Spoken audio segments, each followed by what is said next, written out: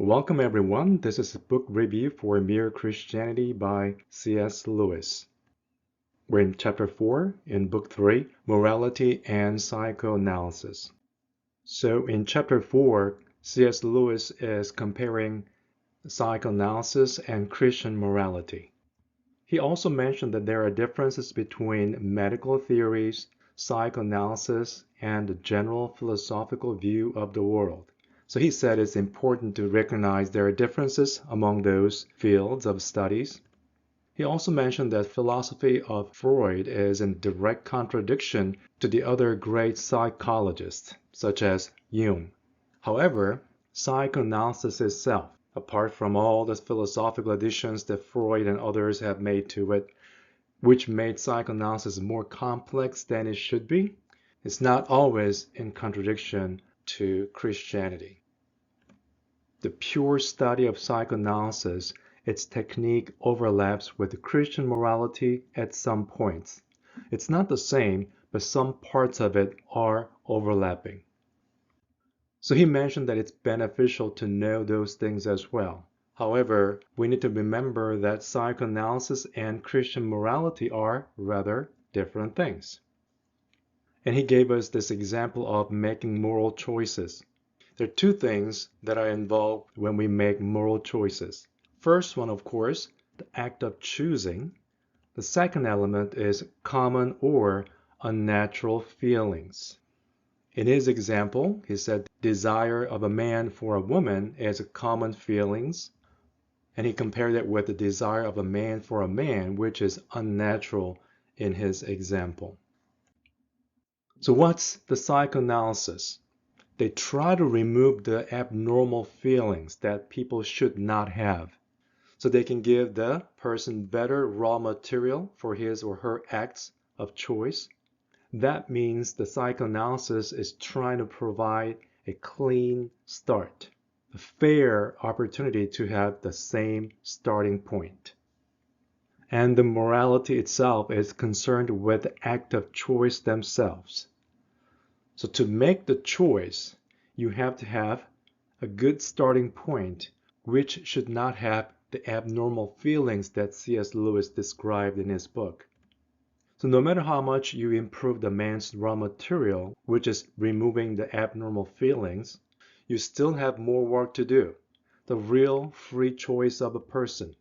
So the question is this: will he put his own advantage first or the last?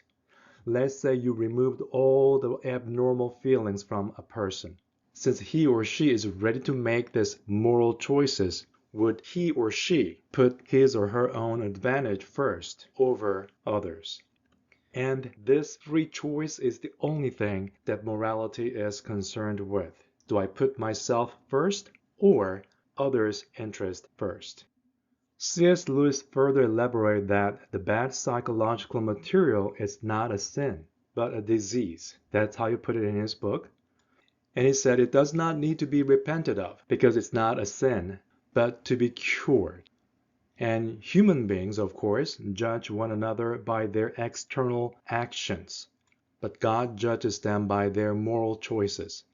Naturally, we look at a person's behavior or external actions and just judge them by that observable actions. But God judges them by their moral choices, which is stemming from their heart.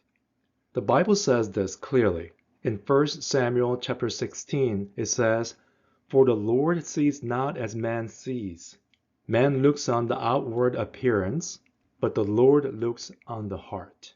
That's the key point, the difference between human beings and God.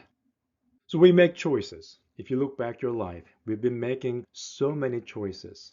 And he brings up that point here. With all your innumerable choices, all your life long, you are slowly turning either into a heavenly creature or into a hellish creature. So either you are going to be in harmony with God, with other creatures, meaning other human beings, and with yourself, or you're in a state of war and hatred with God and with your fellow creatures and with yourself. So all of us individually, every moment is progressing to the one state or the other. Either you become more heavenly creature or to become a hellish creature according to his expressions. Because we're making choices every day. So when you make choices, it's very important to go to the right direction. Even if you drive at 80 miles an hour, if you go to the wrong direction, you're really rushing, you're going fast, but you're not going to achieve whatever you were supposed to achieve. So he says when a man is getting better, he understands more and more clearly the evil that is still left in him. Because you're getting better, you can see what's left in you, which you need to be careful about or remove from your behaviors.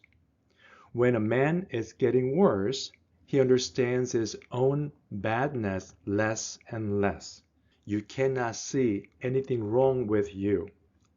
His example was this. You understand sleep when you're awake, of course, not while you're sleeping. After you wake up, you understand, okay, I just slept well or didn't sleep very well. You can tell after you wake up from your sleep. Same thing, you understand the nature of drunkenness when you are sober, not when you're drunk.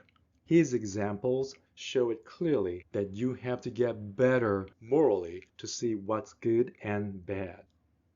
So good people know about both good and evil. That's natural. But bad people do not know about either, unfortunately. Well, that's it for today. If you have any questions or comments, please leave them under the video.